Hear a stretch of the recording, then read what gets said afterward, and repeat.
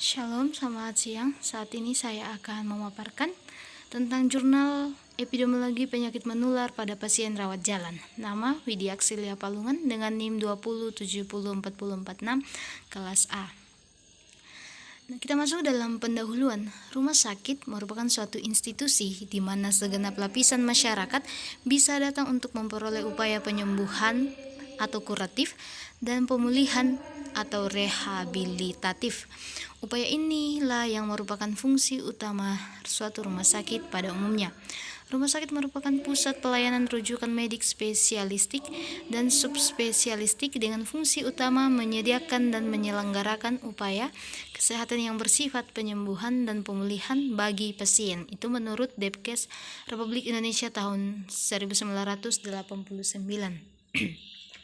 Sesuai dengan fungsi utamanya tersebut, perlu pengaturan sedemikian rupa sehingga rumah sakit mampu memanfaatkan sumber daya yang dimilikinya dengan lebih berdaya guna efisien dan berdaya guna efektif.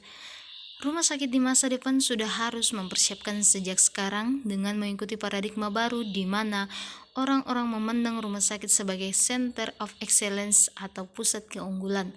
Karena itu, rumah sakit tidak boleh menyajikan pelayanan dengan tingkat kualitas yang tidak profesional dan tidak bermutu, mengingat kesadaran masyarakat akan perlunya pelayanan kesehatan yang memuaskan akan terus meningkat.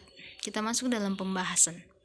Penyakit menular adalah penyakit yang disebut juga infeksi, yang dapat menular ke manusia di mana disebabkan oleh agen biologi antara lain virus, bakteri, dan parasit, bukan disebabkan faktor fisik atau kimia. Penularan bisa langsung atau melalui media atau vektor dan binatang pembawa penyakit. Penyakit menular menimbulkan kesakitan. Penyakit menular masih menjadi masalah kesehatan masyarakat yang dapat menimbulkan kesakitan, kematian, dan kecacatan yang tinggi, sehingga perlu dilakukan penyelenggaraan penanggulangan melalui upaya pencegahan, pengendalian, dan pemberantasan yang efektif dan efisien. Ada beberapa contoh penyakit menular pada pasien rawat jalan. Yang pertama, demam berdarah, tuberkulosis, pneumonia, cacar air. Nah, pada pelayanan rawat jalan, salah satu prosedur yang harus berjalan dengan baik adalah pelayanan terhadap pasien dengan alur sebagai berikut.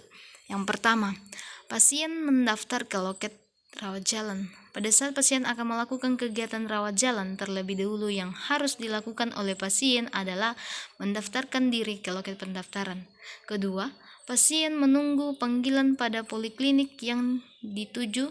Di saat pasien menunggu panggilan untuk menerima pelayanan kesehatan di poli yang ditujunya, ada hal yang dilakukan oleh petugas rekam medis, yaitu mendistribusikan rekam medis yang sudah diisi pada saat pendaftaran tadi ke poli-poli yang dituju oleh pasien yang sudah terdaftar agar rekam medis tersebut dapat diisi oleh dokter atau perawat. Yang ketiga, pasien menuju ruang periksa pelayanan rawat jalan setelah mendapatkan giliran dipanggil oleh petugas. Pasien diarahkan langsung menuju tempat pemeriksaan dokter atau poli umum atau poli kesehatan anak sesuai dengan kebutuhan yang dialaminya. Yang keempat, pasien perlu pelayanan penunjang. Jika dokter merasa perlu pasien menerima tindakan lanjutan, maka pasien diharuskan untuk mengikuti tindakan lanjutan. 5. Pasien meninggalkan poli. Para pengunjung mengecek kembali perlengkapan yang dibawa dan diwajibkan selalu berpartisipasi aktif menjaga kebersihan dan keasrian ruangan pelayanan dan halaman tempat pelayanan kesehatan. Kita masuk pada kesimpulan. Rawat jalan adalah pelayanan medis kepada seseorang pasien untuk tujuan pengamatan, diagnosis, pengobatan, rehabilitasi, dan pelayanan kesehatan lainnya. Tanpa mengharuskan pasien tersebut dirawat inap, keuntungannya pasien tidak perlu mengeluarkan biaya untuk menginap atau opname.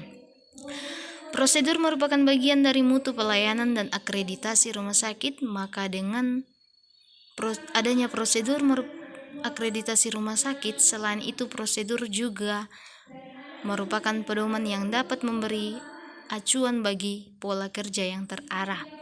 Penyakit menular adalah penyakit yang juga disebut disebut juga infeksi yang dapat menular ke manusia, di mana disebabkan oleh agen biologi antara lain virus, bakteri, jamur, dan parasit, bukan disebabkan oleh faktor fisik atau kimia. Penularan bisa langsung atau melalui media atau vektor dan binatang penyakit. Terima kasih, demikianlah presentasi dari saya tentang penyakit menular pada pasien rawat jalan. Jika ada saran dan kritikan dari teman-teman, diucapkan banyak terima kasih dan Tuhan Yesus memberkati.